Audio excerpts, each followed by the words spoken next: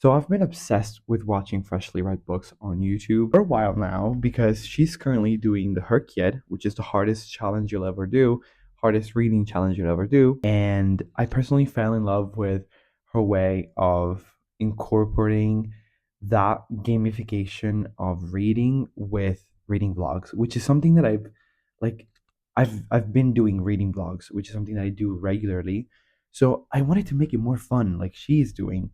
And so when Base Reads published the Reading Gauntlets challenge in December, I think I felt so excited because I wanted to join in. I wanted to do something like that. I wanted to make it more fun for me this year. So the Reading Gauntlet is a bingo board style game in which you, if you want, are supposed to either complete like specific challenges that you like or complete the whole board, which is something I'm going to do, of course. So I am planning this to be a year-long challenge. And so each month I would like, I mean, as the previous creator that I mentioned, Freshly Aired Books, I would like to end the month with kind of an update or where I am on the challenge, incorporating that with the reading blog for the books that I'm reading in that month. As for the rules of this game, I am certainly not the one to explain all of the challenges. That is what the video of the original creator is for. So you can go and watch her videos on the Reading Gauntlet on Base Reads channel. So what I will do is explain the challenge as I go. So whenever I complete or go further in a challenge, I will briefly explain what the challenge requires you to do, basically. Okay, so I'm gonna scooch right in. So I will use Bay's graphics for this, which she uh, shared on Canva. So anybody can go and use it for their own tracking system, which I love doing that. I love visually tracking shit. Um, so um, I will say we start. Let's start with January. I am starting the year with one of my most intimidating read that I've been putting away. I've been putting off for like 2 years now, ever since I got this gift. So this is Diana's biography, written by Andrew Morton.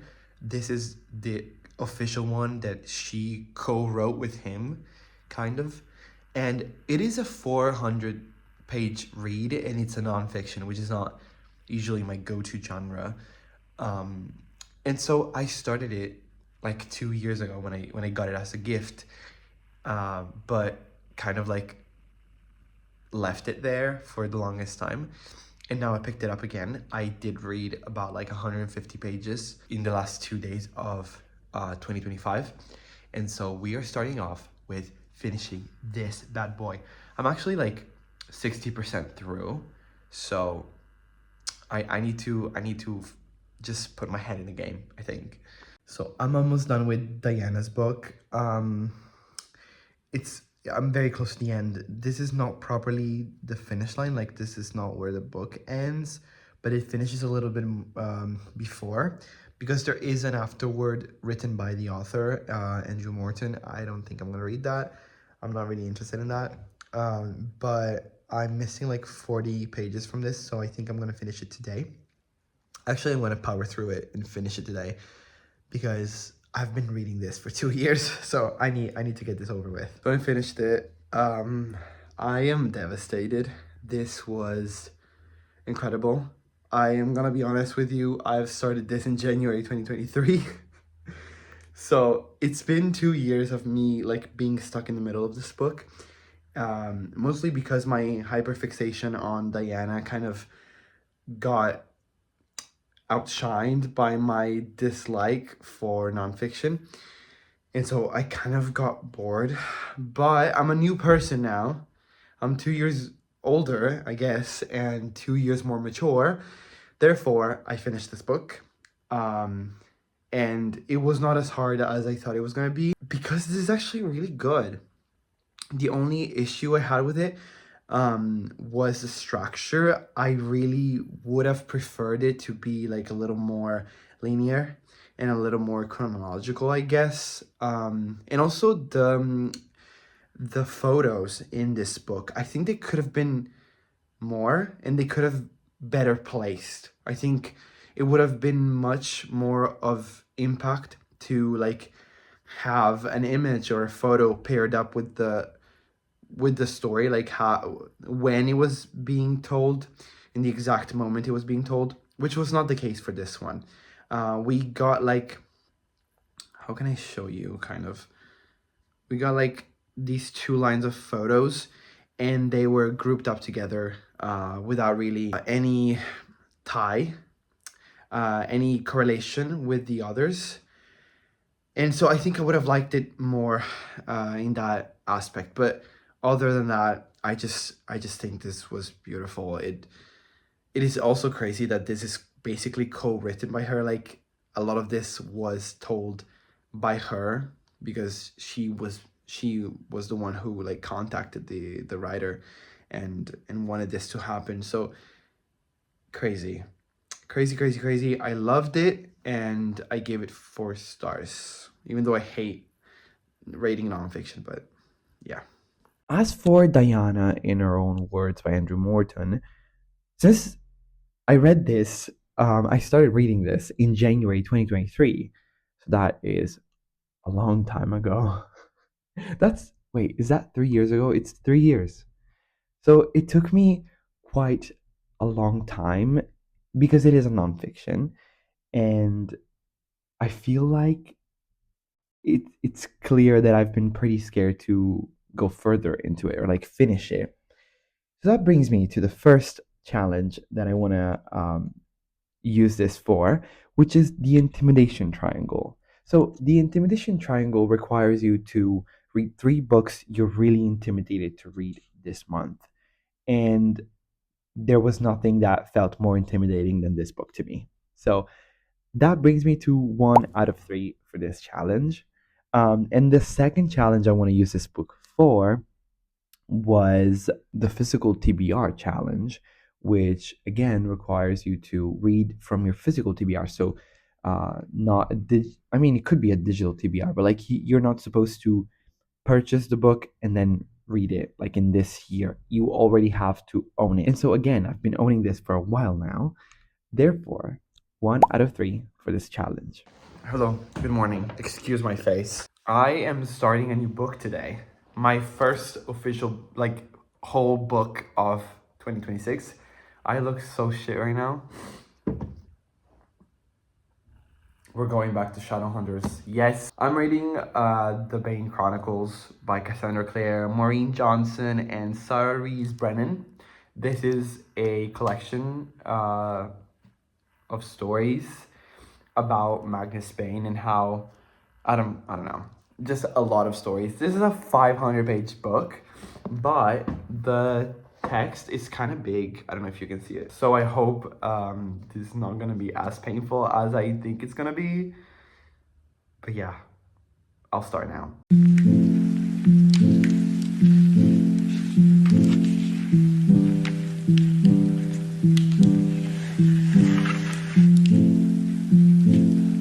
Hi, last update on the Bane Chronicles. I finally finished this, and you don't even know how happy I am because I need to leave this copy in this house, and I'm leaving today.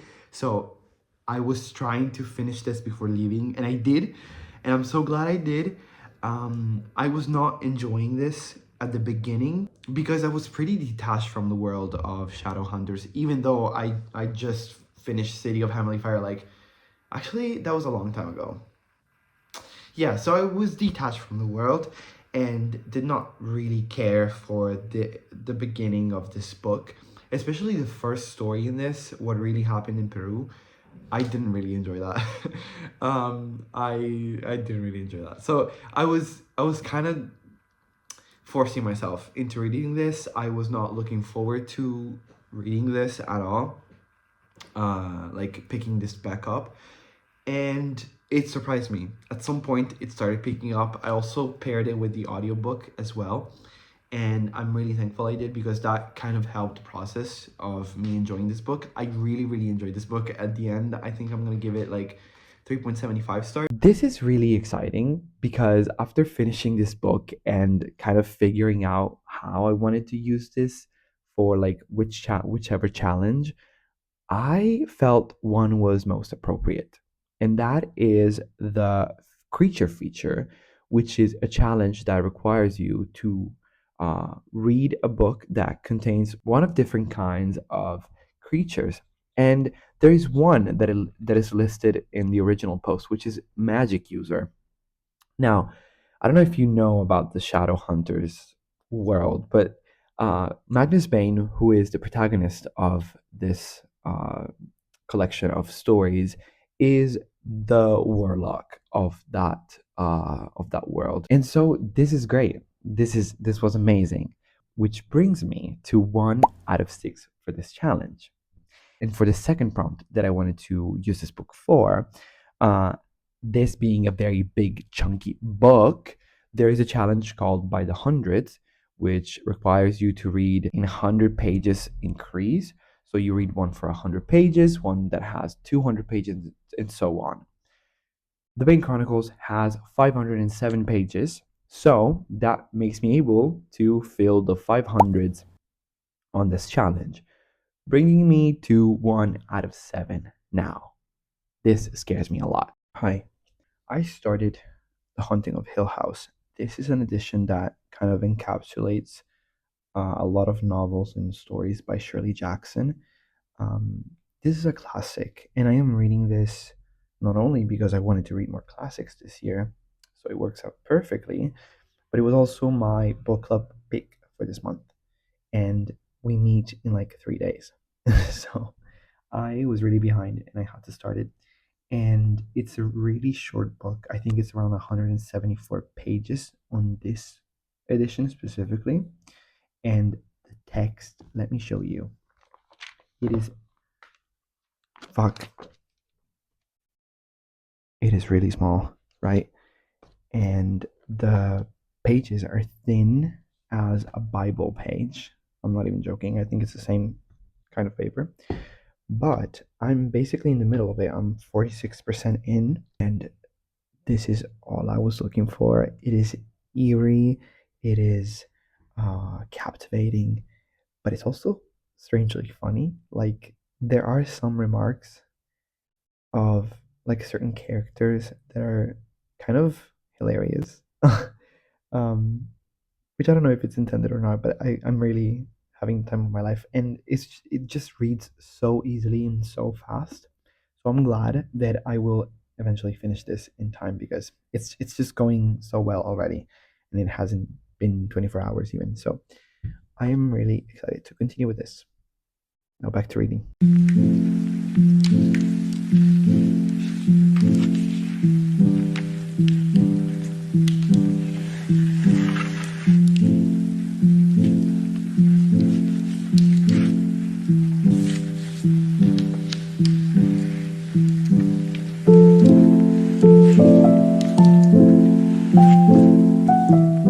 I finished The Haunting of Hill House, and I don't know how to feel about it. I'm gonna be really honest. This was great from start to almost finish. I feel like, okay, first, the good things. I loved these authors' writing, and it was just so atmospheric. It was so good and just like thrilling and funny at the same time, and just incredible. I was immersed in the vibes the whole time. Really, really the whole time. I think my fault in this experience is that I have watched the series first. I've watched it like 3 years ago, or even like when it just came out. I don't know. I lost track of time, honestly. And it's one of my favorite shows ever. And so, of course, I had expectations. I had knowledge about certain things that were totally different in this book. And I was left a little disappointed with how things went. And for how many details and twists this could have picked up on and could have just like I was expecting some full circle moment and some like bigger explanation. And I really do think that like one of the negative aspects of this book is its shortness. It's so short. It's 170 like 4 pages long. So it's so short and the ending felt incomplete. It felt unconclusive and I was just hoping for more, unfortunately. I was hoping for more thrill. I was hoping, not thrill, I was hoping for like a big twist at the end. I was really hoping for that. And I was left disappointed. Now, I am not sure what my rating for this is. Because I gave it around like 4 stars on Goodreads, and I'm not sure exactly what my rating is because I did love this up until the end. It was just so promising and so what I was looking for up until the end. Really, like the last 5 pages. It was crazy. But still a very pleasant reading experience, and I'm so looking forward to hearing other opinions about this with my book club on Friday, which is like the day after tomorrow. No, it's tomorrow. I am so excited for that. Okay. Yes. So that's it. Because it's one of the challenges with the most amount of books, the alphabet challenge, I think it's pretty self explanatory, makes you read a book from every letter of the English alphabet. And so that is 26 books, which is crazy. And the original creator grants you permission to choose if you want to use the author's name, like initials, or the title of the book. So I don't know if I'm gonna mix them up or if I'm gonna stick to the author letter. But for this one, I did choose J for the challenge because of Shirley Jackson, who is the author of this novel. And so I want to finish this as fast as possible. I want to like put a lot of effort into this one because there's like a lot of books. And the second prompt I want to use the Haunting of Hill House for is this is a subgenre challenge, which again it's very open to the player. You basically have to pick your own preferred genre or like the genre you want to read more from and pick out 6 subgenres of that genre. So I did pick out horror, and this felt perfect for the gothic horror because it's a classic that kind of started it all. So I think it was most appropriate. Hi, I am starting a new book. This is an arc. I got this from NetGalley, and it is Burn Down Master's House by Clay Kane. This comes out this month, so January the 27th, and it is a story about slavery. It is a story of actual slaves who got forgotten or whose stories never got really told. So it is an historical fiction, and it is really a tough read. It is made to make you uncomfortable, and it's just with the introduction alone, I got chills. This is beautifully written. I am 20% in, kind of, and so far it is just great, honestly. So I can't wait to finish this, and I'm reading this with another book, but I kind of really want to go back into this. So I wanted to give an update on Burn Down Master's House by Clay Kane. Um, so I am 72% in. This is great. This is surprisingly gruesome. It is just a crazy experience. I don't think I've ever read anything like this before. I'm on the last story because this is basically centered around 4 characters whose stories intertwine, but they're subsequent, and we get to see them like as if they're just 4 different stories, and they're stories of not only slavery but also rebellion and revenge and uprisal, and they're very intense. They are also very gory. So I don't know if this is for everybody, but at the same time, in the introduction, the author says that this is supposed to make you uncomfortable and to make you want to stop reading it because it's stuff that really happened. It's stuff that real people survived, real people suffered, and you can't really look away. It's not fair for them to have you look away on history because it's needed. We need this stuff not to happen again. That's what history's for everybody's watching, even though it's not always like this and we are seeing it now. But let me not get political on this. But this is a great story and it's greatly written. I can't wait to finish this. Finished Burned Down Master's House, and I finished this actually a couple of days ago. And it took me a while to process this book because it has not been an easy read for obvious reasons. And I think I've explained like a lot of my feelings about this book already. Um, but coming down to the end, it was just so gratifying. Is that a word?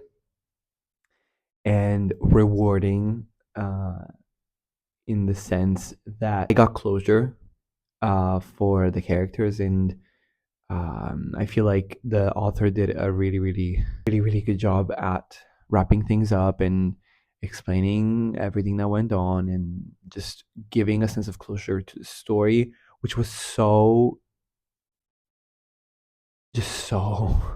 How do you say that in English? I'm looking for a word like travagliata, which means like it was so hard to get through for the characters, not for me. I mean, also for me, but in the good sense. And it was just great. I ended up giving this 4.5 stars. I think the only little critique that I have about this book is that sometimes I felt like some concept and some lines were not overused, but kind of felt repetitive at a point.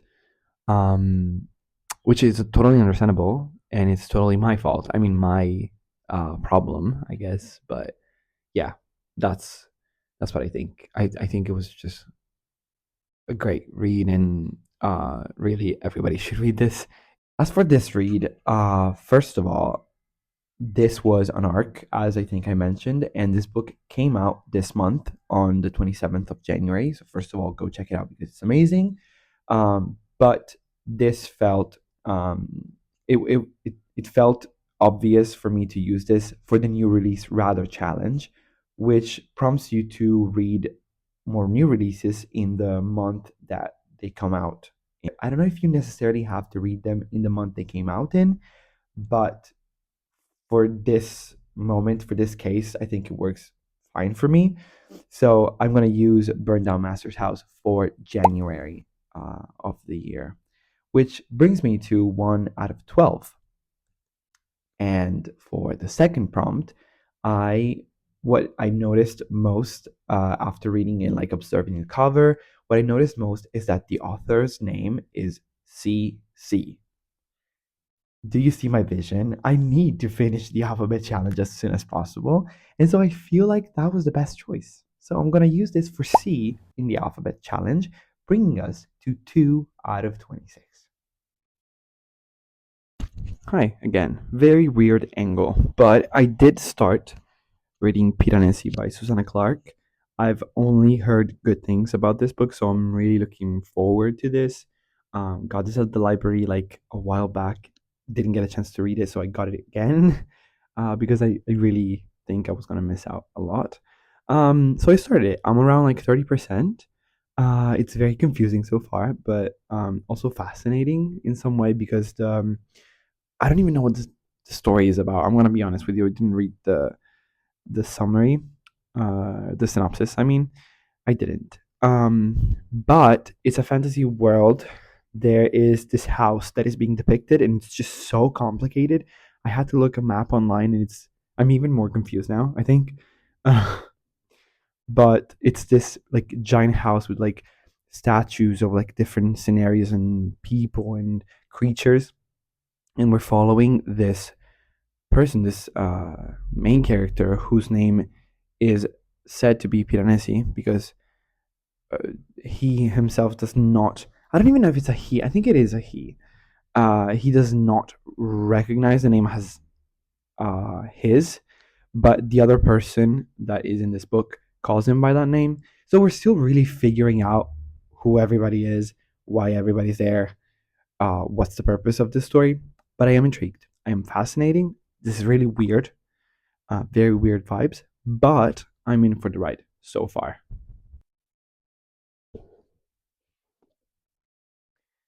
I finished Piranesi. Bro, who told me it was a good idea to read this book? I just finished it. I just finished it, and I'm on the verge of tears.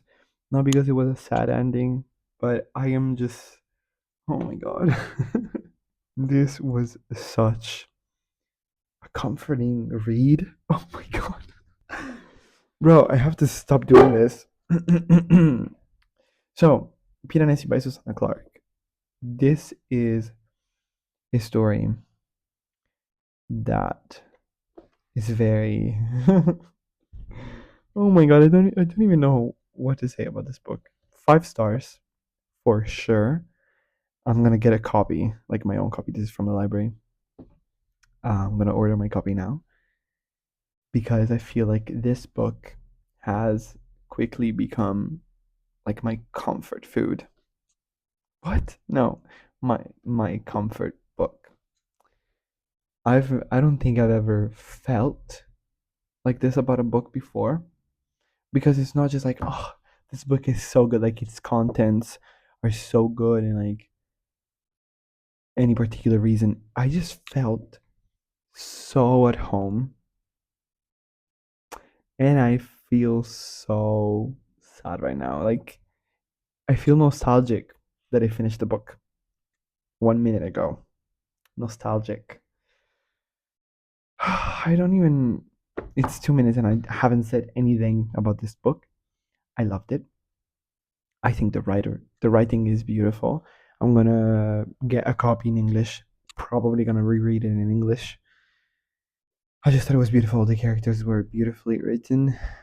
The setting, something I've never read something like it before. I'm so happy I read this. Now, I think this was a highlight of my month. I think Piranesi was actually my favorite read of this month, and so much that I had to go and grab my copy of this.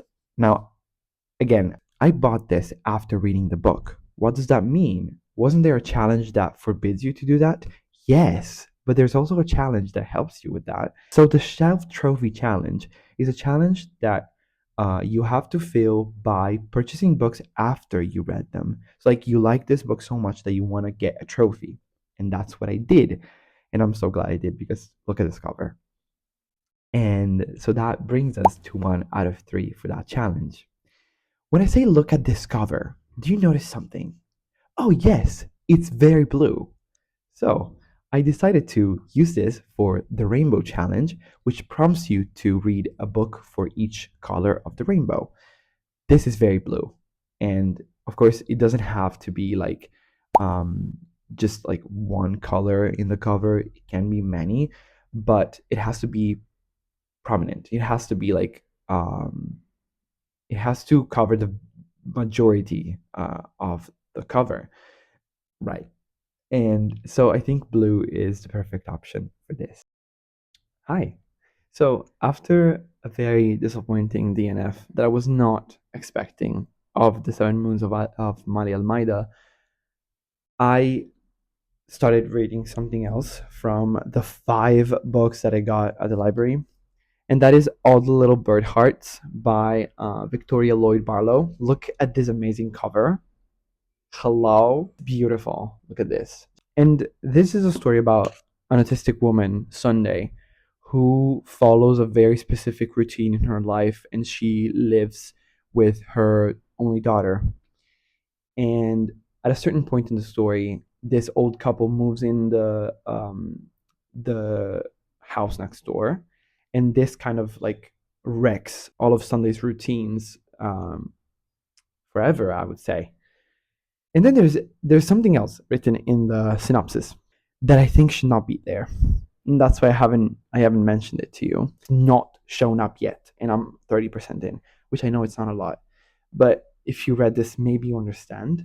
Um, it is really slow paced. This book is really slow paced, and I am not incredibly vibing with this, especially because there is a thing happening that is written in the synopsis that still has not happened.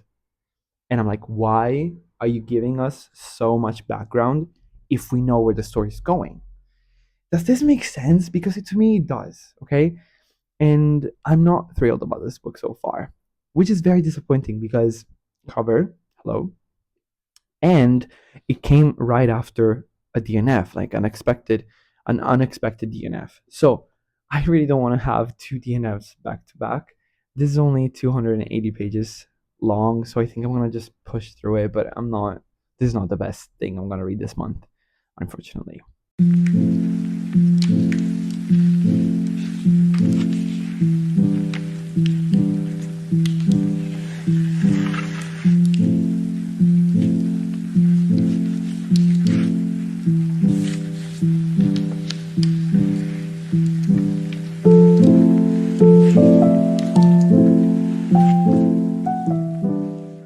We are finally done with this book.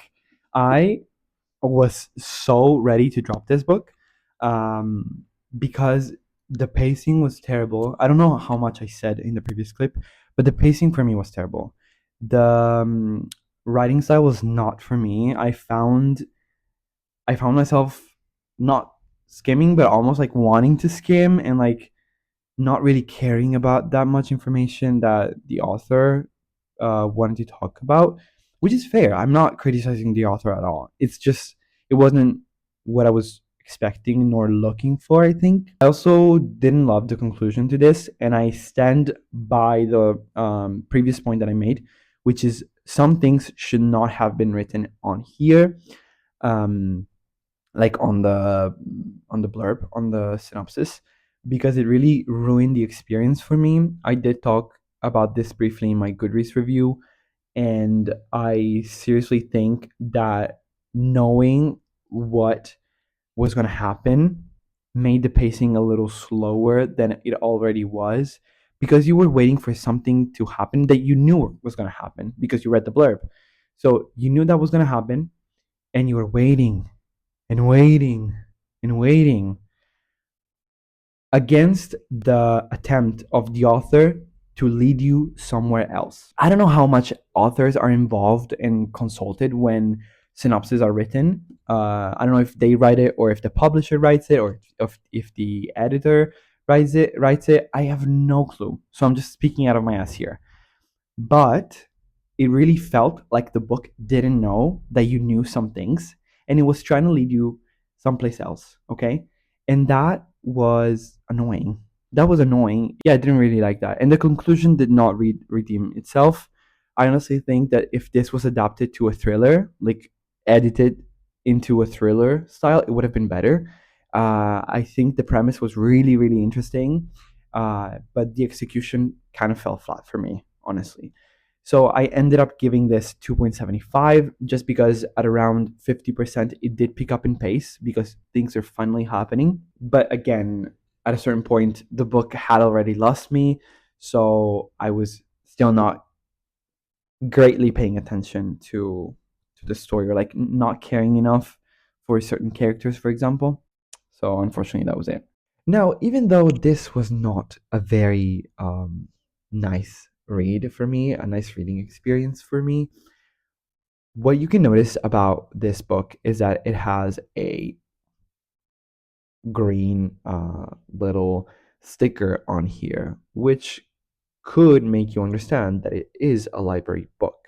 As for the library challenge, I don't think that's going to be a problem for me to complete because I tend to regularly go to the library and pick out books I want to read. Um, so I was not sure when to start using books for this prompt, but the last time I went to the library at the beginning of this month was the biggest library haul I've ever done in my life, which was around 5 books. Which, by the way, I read four out of them, and one was a DNF, so you're not going to see it in this video. I think I did pretty good.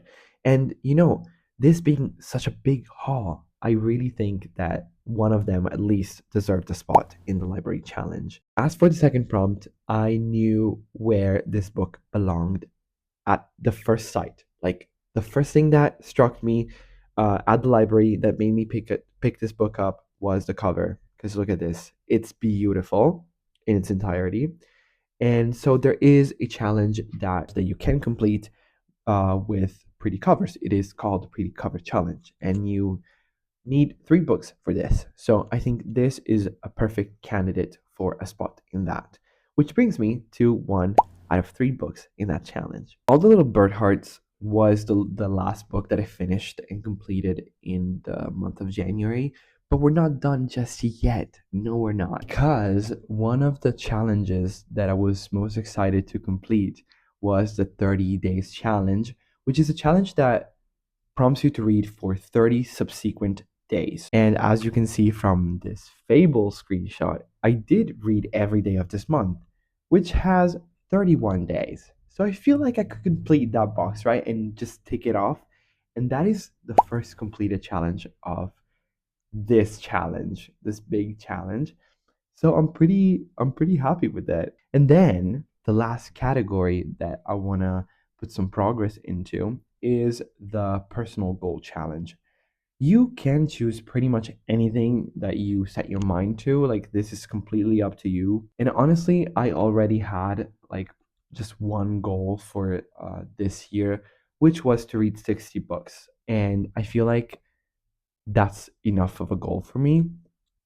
And so that brings us to 6 completed books out of 60.